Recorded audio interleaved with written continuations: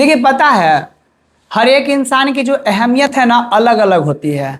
आपकी अहमियत अलग है, हमारी अहमियत अलग है, या आप ही बगल में बैठे थे, किसी का अहमियत ज़्यादा किसी का अहमियत कम होता है। वो क्यों होता है?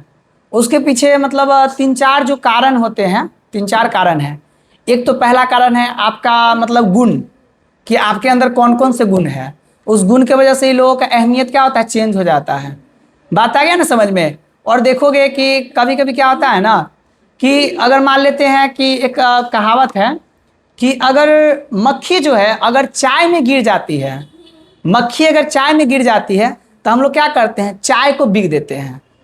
और वही मक्खी अगर घी में गिर जाए तो हम लोग घी को नहीं बिकते हैं, बल्कि मक्खी को निकाल करके बिक देते हैं। क्यों?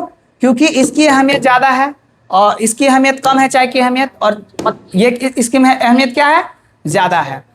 तो इसी तरह अगर तुम लोग आगे चल कर जीवन में कहीं ना कोई काम करोगे, तो वहाँ पे क्या है, उस काम के लिए तुम क्या है, उसमें तुम अपना रोल ऐसा रखना, ये घी की तरह रखना कि अगर तुमसे छोटा मोटा अगर गलती भी हो जाए तो तुमको उस जॉब से, वो नौकरी से क्या करे, वो निकाले नहीं। बात है समझ में? उतना खुद को काबिल बनाओ।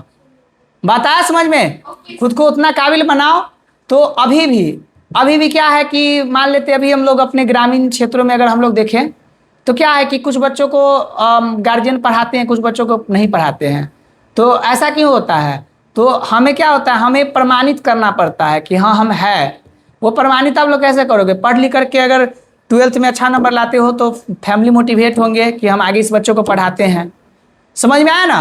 तो वो जो वजन है, चाय मत बनो, क्या बनो, घी बनो। चाय बनने का मतलब कि तुमने बस एक मान के चलो ना कि तुमने ये थर्ड डिवीजन आकर के चाहे फेल कर गए, वो मत बनो, घी बनो, तुम फर्स्ट डिवीजन आओ।